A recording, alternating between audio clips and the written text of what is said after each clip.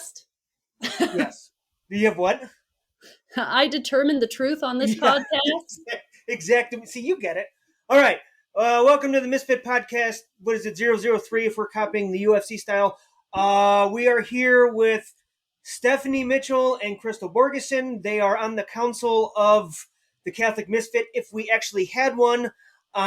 In the meantime, they also do some mumbo jumbo together. They're going to explain it now because I don't understand.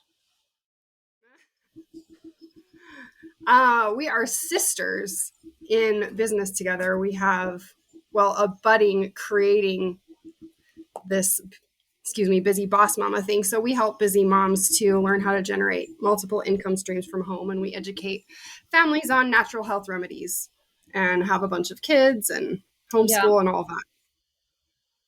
Yeah. Yep. Thank you, Crystal. You added a lot. Well, we both have 6 kids. We're both homeschooling moms. Yada, yada, yada. Yada, yada, yada. And on top of that, when she said we're sisters in this, but it could be misconstrued. They are also sisters in real life if you didn't get the resemblance. So this is good. It's good to see family working together, and I like to see it. Okay, so since Crystal, you added the yada, yada, yada, you're up first. We all know you're Catholic. What makes you a misfit? Well, after deliberation of what would make me a misfit, actually, I think that I'm a misfit because not only am I a cradle Catholic, but I'm now a cradle Catholic who doesn't know if she's traditional, not traditional enough for traditionalists, but too traditional for like other cradle Catholics, cradle cafeteria Catholics. And so I feel like that's my misfit journey, starting out from cradle Catholicism and not really knowing anything about my faith, period, until my adult life. That's the answer I'm looking for. But also, it's very true. Like, you're not too traditional, or you're not traditional enough to fit in with the wackadoodles at the, sitting around the pious, stuffy people. This is how you become a saint, and that's the only way. And you're not freaking the other way, running around with a heretic saying, free love, peace, man, do whatever you want. Let's marry each other and a cow. Like, I get it.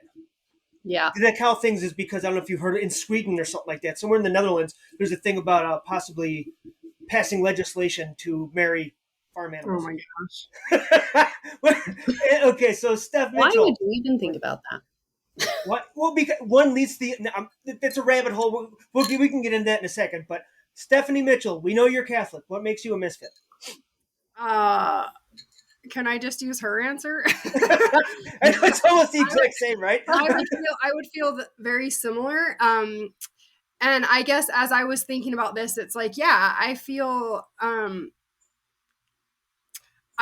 like I'm in a community, like my friends, I have a lot of, really good practicing Catholic friends, some of whom I'm not Catholic enough for, I feel like. And also I feel like among this idea of like a perfect, awesome Catholic family that sits around and like piously prays the rosary every night with like really well-behaved children, that's not my family at all. It's like, can you guys please stop fighting during prayers?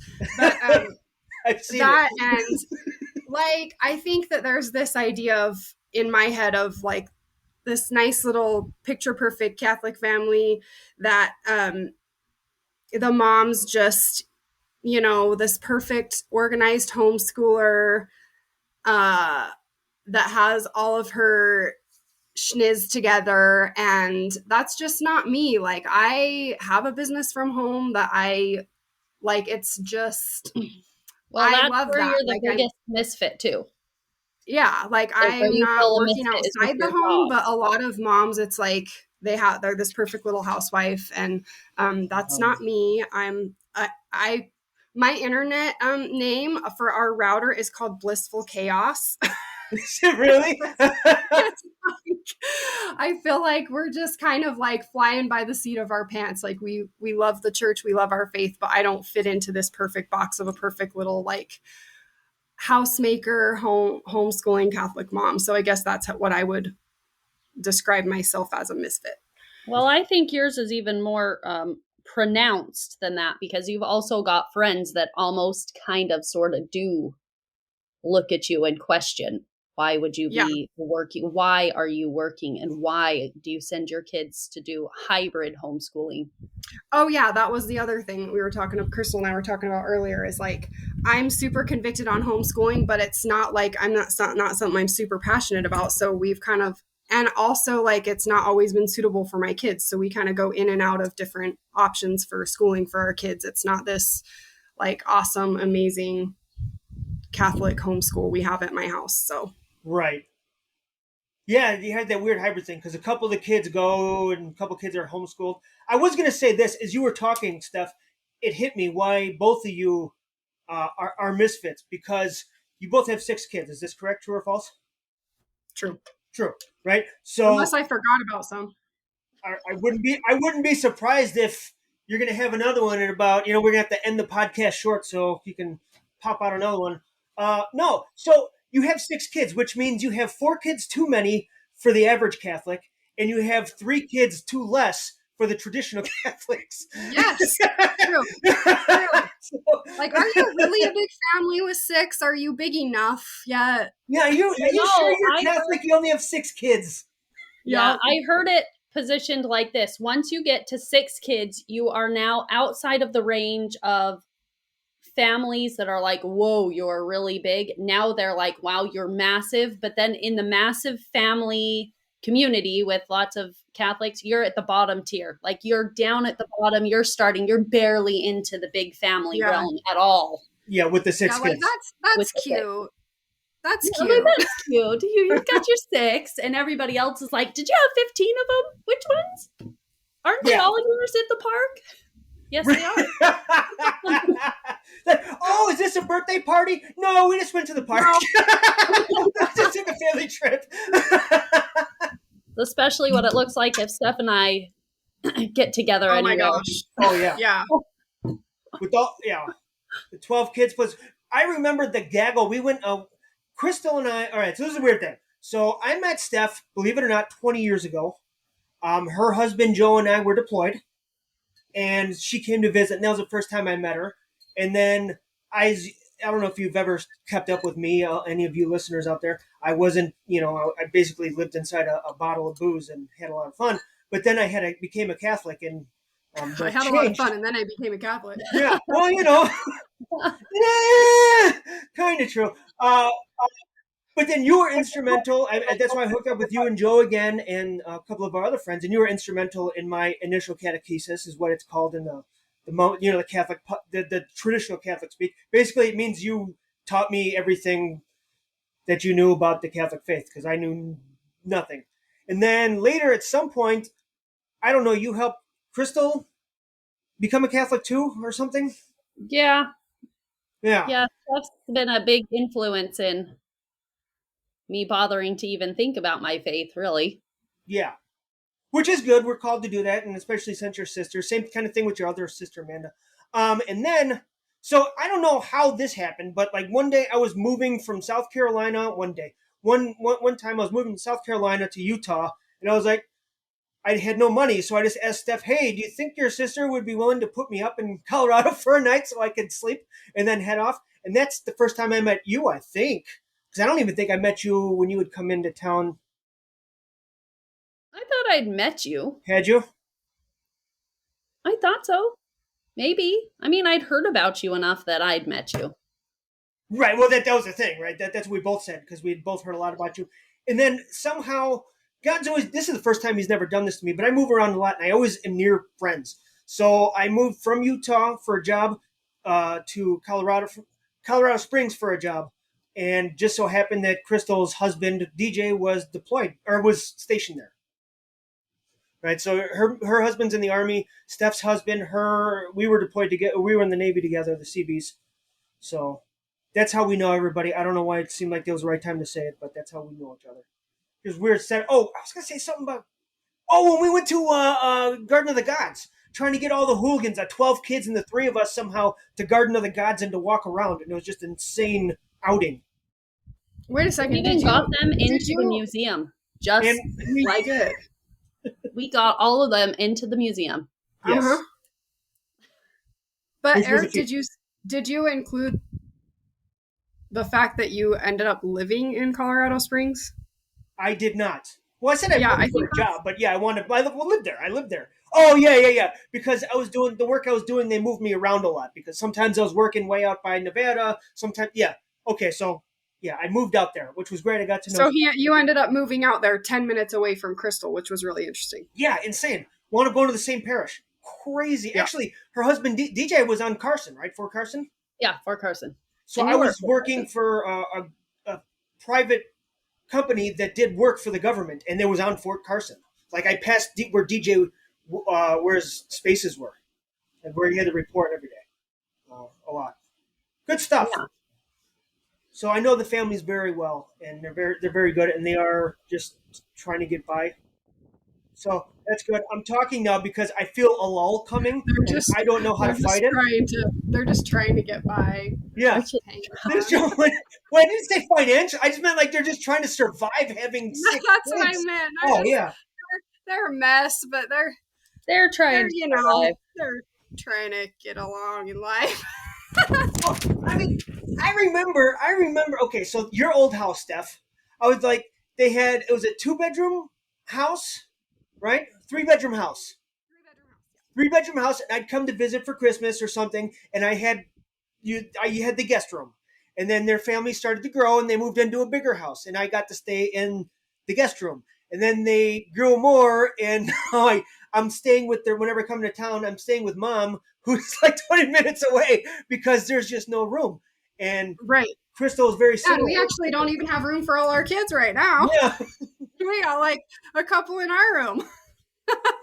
The family bed. That's what you need, is that family bed that like has the size, it's custom made. I'm picturing Willy Wonka with all the old people laying in that one giant bed. That's what Everybody's you need. in there. Yeah, we have room if we get around to like finishing the bedrooms, but Yeah, I don't know if that'll ever happen. we'll see. Oh, here's Well, one and of in them. addition to Hey. everything, Actually, Eric's Eli, been adopted by our mother. and I've been adopted by your mother. Did you ever hear? Did Crystal or Steph, Amanda? Did Amanda ever tell you how she found out that Mom adopted me? Hi, E. No? So apparently, Mom was like, "Yeah, your brother's coming into town, and there's 3 girls. It's Stephanie, Crystal, and their sister Amanda." And Amanda's like, "What are you talking about?" He goes, "Your brother. Your brother. He's coming into town. He's gonna stay That's with so me." mom. She's You like, know your brother. "You don't know who your brother is?" So that's how Amanda found out I was adopted. A 37-year-old man adopted by your mom. Yep. It's true. She did. And now Eric and Mom are tight. Big time, real time. We talk all the time. At least once a week. We're always talking to each other. So that was Steph's son Eli. He is the middle child. I mean, there are 4 of them. There are, He's number 4. I thought you had number 7 since we started the podcast. I'm sorry. Yeah, let me. Yeah. Sorry, wait a sec. I need to do a final push So, here. tell me a little about minimum. Can you guys got that? Okay, so can you tell me a little bit about this busy boss mama thing? Okay. Crystal, do you want to talk about it, or do you want me to talk about it first? I don't care. It's up to you. I mean, the original idea for Busy Boss Mama has been Steph's brainchild and baby for years. And to be honest, like I've just moseyed my way in there, and now I'm the Busy Boss Mama second owner. So thanks, Steph. You just It's like, hey, that's about to take off. I better get on the ground floor before I'm in trouble. That's right. She gets a train going, and I'm like, sure, let me hop on to everything. Everything. Yeah, it's Steph true. starts a train, and I'm like, I'll do that too. Let me have some credit. Do the work. Well, you told me long ago once, Crystal, that whatever Steph does, you do. That's why when she became Catholic, you became Catholic, all these things.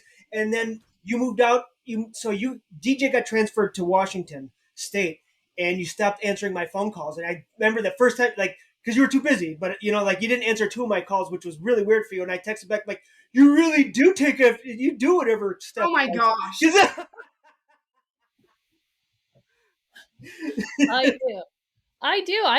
It's not purposeful. Like when Steph got involved in natural remedies, I was like, you keep your witch crap to yourself. And then somehow I've jumped on that bandwagon. Then she's been talking about her business stuff for years. And I'm like, oh, okay, yeah, I understand. Like, that's really cool. You're doing that. You're doing that. Okay, I'll jump on too. And the religion thing, like, I think we had a couple of arguments and stuff about it and had discussed it. And then she just happens to be like on the ball with her reasoning and her With thinking. everything. And well, I mean, at this point, I've just come to accept it and been like, okay, what are we doing next? Oh, you're doing that? Well, I'm coming. So Yeah. Yeah, right. Okay. make room. Make room. Make room because you're just butting in. All right, so let me ask you this question. So I know this for Steph already. Well, and we'll ask her in a minute. But what was like the sticking point? What was if you can put it into words, what was the one thing that finally said, you know what, she's right, let me get back to the church, or let me get to the church because you weren't really well catechized because, well, you're Catholic. And Well, I don't know if you know well this, Catholics aren't catechized. But I always, even when I was not living the greatest, I was always I went to mass every week. Oh, really? I didn't know that. Yeah, I always We went to mass every week. Yeah. I did. Come out with mom or like Crystal did specifically? Okay. With mom. Growing up, we always went to mass. With mom, we always went to mass. Mom did get us, we went to CCD and we got confirmed and all that, just the same cradle Catholic, everything through the thing. But I didn't feel like I learned a whole bunch, except for the last year of confirmation. I kind of started to understand a little bit, but not really anything else. You learned our prayers and you did the stuff and you go about everything. And then really when Steph started having some questions asked of her by a close friend, and then we talked because we were close, and then I went and lived with her for 6 months and helped her out while her husband was deployed. And then she asked me some questions and we bickered about them, and I just didn't have any good reasons for them. And I guess that stuck, and Steph's like my best friend, and I just grew more and more in respect of her because her reasoning is always on there. She always can come and show you the points and the reasons why she does stuff and why she would do this. And she shows all the information, and I like information with reasonable backgrounds. You are a very logical person. And I've always felt very called that you can't give up your faith. I'm like, there definitely God's there, and I definitely think the Catholic Church always had it. So I never, by God's grace, just never felt that. But then when she started questioning, I'm like, well, I better learn. And she forced me to listen to like Scott Hahn tapes. To be honest, Steph, I hated listening to all those. But I you're learned living with her. Driving through the strawberry fields and no music, just Scott Hahn. Well, it's okay because you do the same thing now with your kids and Steve Ray. Not Steve Ray. Yeah. I mean, Dr. Ray. Dr. Ray Grundy. Thank you. Yep, all right, Dr. Steph. Ray. I know you're always listening to him. Steph, I know. Was there something that made you just realize one day, click, that's it? Yeah, I mean, I had a friend that was way more knowledgeable in the faith than me, and when my husband was in the military and started questioning me, and it was really annoying, and I was like, just back off, just back off. And she wouldn't give it up. And, I'm doing my thinking on my own. Thank you. Yeah. Yeah, like, I mean, I was very much like, I'm going to be Catholic forever because I was raised Catholic, but I really felt like, there's many ways to Jesus. Like, there's no one true faith. It doesn't really matter. This is just the one I choose and we're all going to get there type thing. But my friend was really annoying, and thank God for that. And, I've met her, and she's annoying. No, I'm just kidding. I'm just kidding. If you're listening, it's a joke. Oh, I love her so much, and I'm so grateful for her. And can I interrupt it for a second? Yeah. So the friend that she's referencing is one of, like I said, when I had my conversion, there was I think there was 4 practicing Catholics in the entire battalion of 600 people, and it was the Mitchells, our friends, and then another single guy friend of mine, and ours, and myself, and we all kind of hung in a little pack, a little wolf pack. Yeah, yeah. And I just am so grateful for her being bold enough to like continue questioning, because she's somebody that like will say things how it is, which is not me. So like I might like kind of beat around the bush if a friend needs to be corrected, but I wouldn't be so blunt as this friend was with me, which was great. And then she invited me to go to the annual Catholic Family Conference in Anaheim, and I was like, okay. And we was went. That the one that Crystal and I went on as well, or was it before? Yeah, that? but I had gone.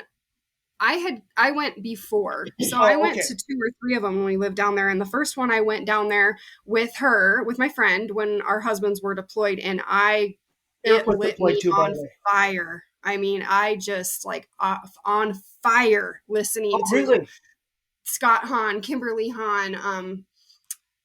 Who's that guy? He's super dynamic. He's like a former Baptist preacher, like Bible thumping, like, what's his name? Mike Cumby. I don't know if you know who he is, but I started listening to his CDs, and I was like, I never realized that there was one true church. I never knew that. I never knew that, like, once I learned that St. Peter was the first pope, my mind was blown. I was like, what? Like, wait a second. Oh, it was just like earth-shattering news to me. And on my friend's wall, actually, she had that apostolic succession poster with all the popes, like from St. Peter to, at the time it was JP2. Pope John Paul. Yeah, JP2. And I was like, oh my gosh, like, whoa. And yeah, so that was it for me. Okay. That's awesome. It's weird because, like, our mission at the Catholic Misfit, like I said, if we had a Misfit Council, like, we just kind of meet in small groups and discuss things, and we might meet with you, the 2 of you might meet and to talk about something. I might, the 3 of us, or Kevin and I, or whatever. What was I saying? I don't remember. The council? If we were.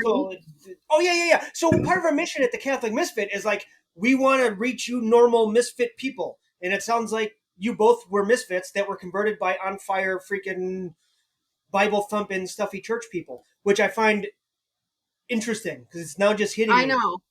Well, it's just hard because I think that we have to walk this line as Catholics who are truly faithful to the church, of like, how do we live in this world and live our faith in an authentic way, and at the same time, like, be in the world enough not to be weird.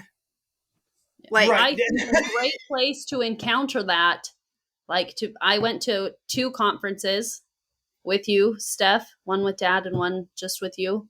And they are life-changing because you do see people from every walk of the faith life. And it's amazing. You've got to surround yourself with other Catholics from all walks of their Catholic life. Right. And I'll never forget at one of those conferences. It was the one that you and Dad came to, Chris. Maybe Eric, you were at this one, but I will never forget it. We were outside the conference center, just like on a break or whatever.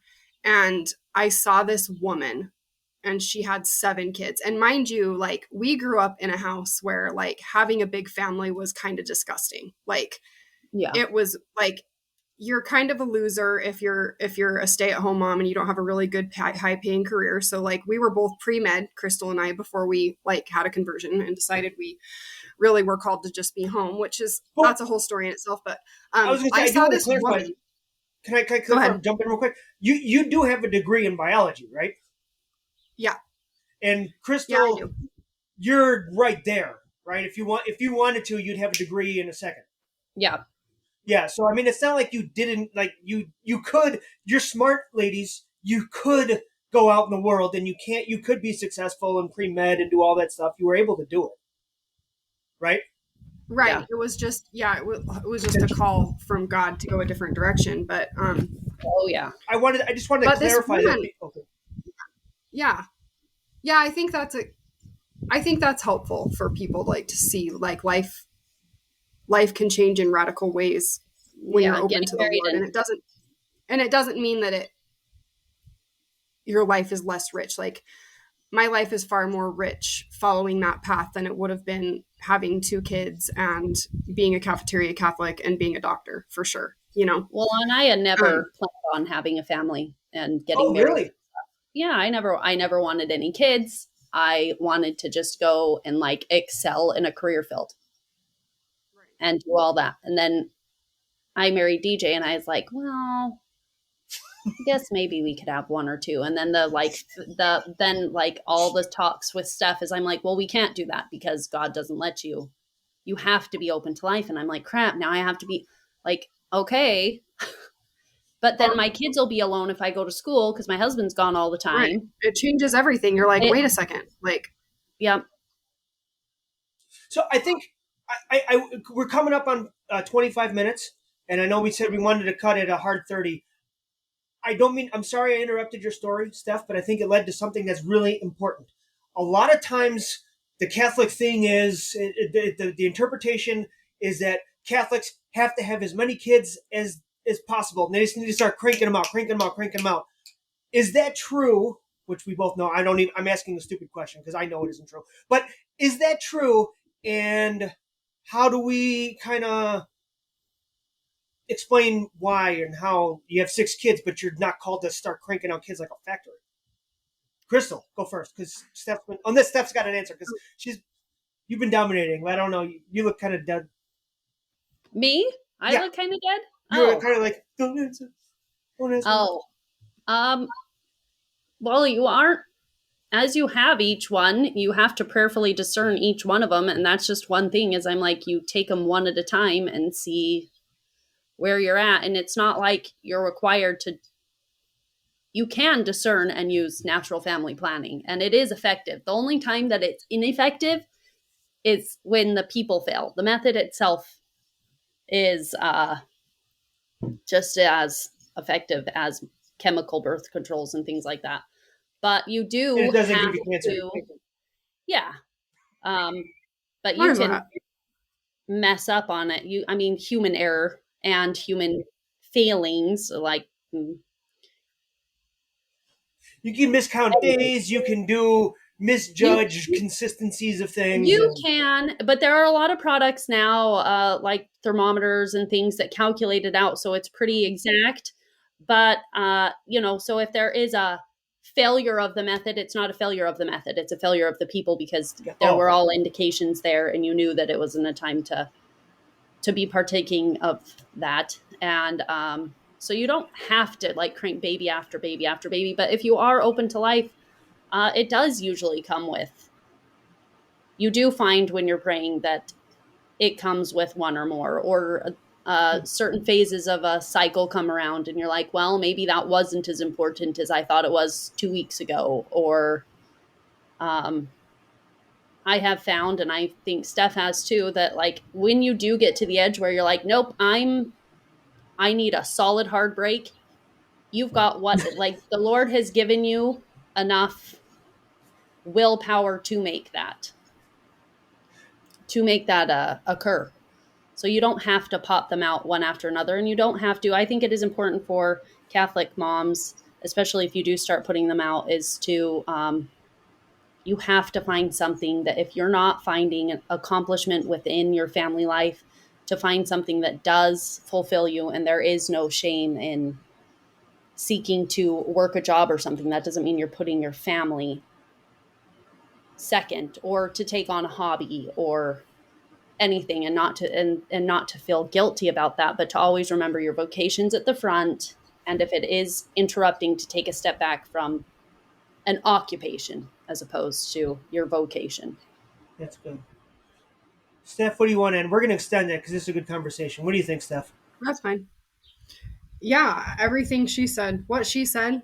I think that I really hate it when people are like, you know what, people call people who practice natural family planning, they call them parents. I'm like, well, yeah. I mean, but it is such a misconception that like, do you know what causes that? Yeah, I do. Like, and I mean, I think that the whole like, do you have to have a bunch of kids thing is so scary to people.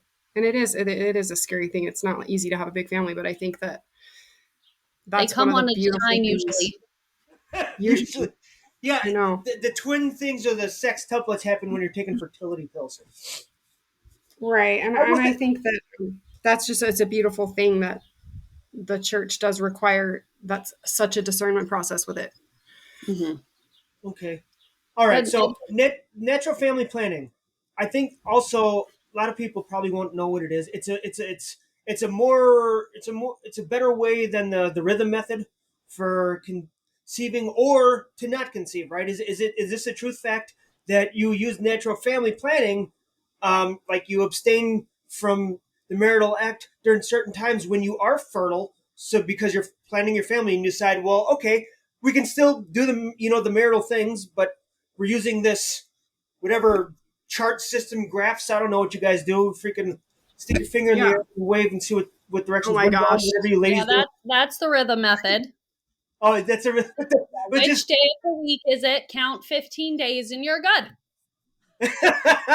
have you ever That's the rhythm method. NFP is very scientifically done, and you can do okay. it in a scientific manner, or they have a lot of, like I was saying, programs and things that are really accurate to like take your temperature, your basal temperature, and then calculate it out and things like that to find out which times when your body is a woman's body is going to drop an egg or not, and then you just avoid a certain time frame around there. Right. So Which one thing first, it's very important for your basal temperature and oregano. Remember that because they're spices. Thank you for. I paused for the laugh because I was like, it's so can.